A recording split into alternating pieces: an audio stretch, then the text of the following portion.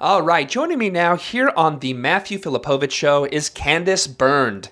Candice is a journalist and assistant editor at TruthOut, which you can find at truth-out.org. You can also follow her on Twitter at Candice Bernd, and Bernd is B-E-R-N-D. Candice, thank you so much for being on the show.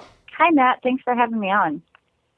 All right, so Candice, you recently wrote a really interesting article at TruthOut about hunger strikes that occurred at prisons in Tacoma, Washington, and then down in Texas. Tell us, what exactly were these hunger strikes about? Right, Matt. Well, they're both having to do with conditions at the facilities, and what ties them together is really that both of those detention centers are privately owned by the GEO group. But it's also a larger protest as well against federal immigration enforcement policies, the deportation policies of the Obama administration. I think I actually did call an immigrant rights activist this morning who gave me some updates. I reported that story on Thursday, but she says this morning that at Tacoma, one person still remains on hunger strike. His name is Gomez, and he's been on hunger strike for 18 days. But she tells me this morning that actually 3 to 5 units at that Tacoma detention center are actually going to be restarting the strike today. There's about 60 people in each of those units. But that Tacoma hunger strike at its peak when it first started was really successful. There were 750 detainees on hunger strike. And actually representatives have since come out to that facility to check things out, as well as rights activists up there were able to secure a meeting with ICE this Friday. In regards to Conroe, it's really the information there about what's going on currently is a little bit harder to get at the moment because they have restricted visitation. I spoke to the wife of one man who's currently being detained, and they have restricted her visitation to him. And he has been retaliated against. He's been isolated. What I learned this morning from the immigrant rights activist is that she last visited him and that he was being guarded by 4 men and that his wrists and ankles have been chained. Wow. So yeah, that's sort of currently the update. But to go back more broadly, these men are being detained at these privately run detention centers, and they're dealing with truly horrible conditions such as doing custodial work for about $1 a day. I think that if you ask anybody about that, that sounds like a pretty straightforward human rights violation to me. They are in the Conroe facility. They have very minimal medical care. The wife of David Vasquez, who's being detained there, told me that, one of his friends had an open wound and all they gave him was Tylenol, some pill, nothing to really disinfect his wound with.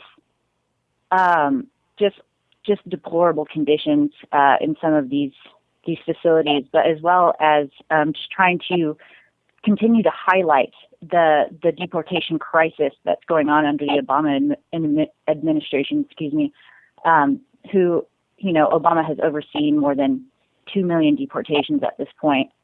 So I think that these hunger strikes really, really highlight both the private prison industrial complex and how that complex is sort of tied to federal immigration policy, because the Obama administration, there's something called the bed mandate, and that bed mandate requires that 34,000 beds have to be filled.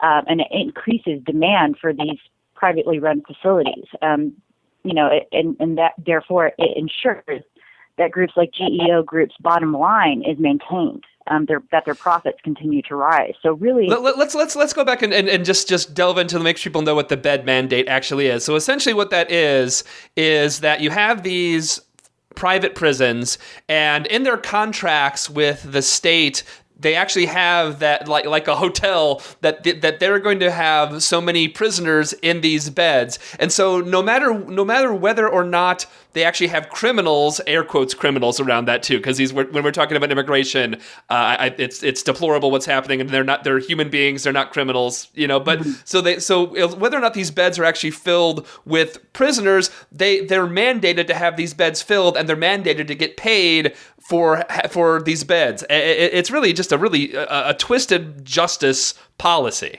Right. Yeah. Exactly. As far as the bed mandate goes, more recently, the federal budget for that was proposed for this fiscal year 2015 actually did eliminate that bed mandate, but it still contains more than 1.3 billion allocated for about 30,000 detention beds. Wow. So it's it still kind of maintains that policy. But yeah, I think you're exactly right. It just goes to show how the private prison industry is sort of married to the federal immigration policy. And what's interesting about that is that President Obama recently called for a review of his immigration enforcement policies, and I think that that's largely a result of just the continued efforts of grassroots immigrant justice organizers, immigrant rights groups, just continually laying on the pressure on him since immigration reform legislation has really stalled. They have kept up that pressure, and I think it's forced him to respond by at least saying, we're going to do a review. As to whether or not that will actually really do anything is still to be seen. But what's really frustrating about Obama and immigration, like as you said, he's deported more people than Bush did. He is the deportation president, and Obama's defense is, we're just following the law here. We have to follow the law. But Obama. There's instances of Obama clearly not following the law. Be it when he ordered his Justice Department to stop defending DOMA. I mean, that was an instance where that was a clear instance where this is an unjust policy, and he told the Attorney General, we're not defending those cases anymore. He has if you're following the law, a lot of Wall Street criminals should be in jail right now, and they're not. So clearly, just that idea that the laws are on the books, we have to follow these laws, is actually not something that is actually a myth that exists here in America. Right. And I think that his call for a review actually highlights what you're saying. It completely contradicts what he has been saying in terms of federal immigration policy for the last few months. Just that his hands are tied. His hands are tied by the reform legislation and these other things. And I think it highlights the significance of what activism and what laying on the pressure can do.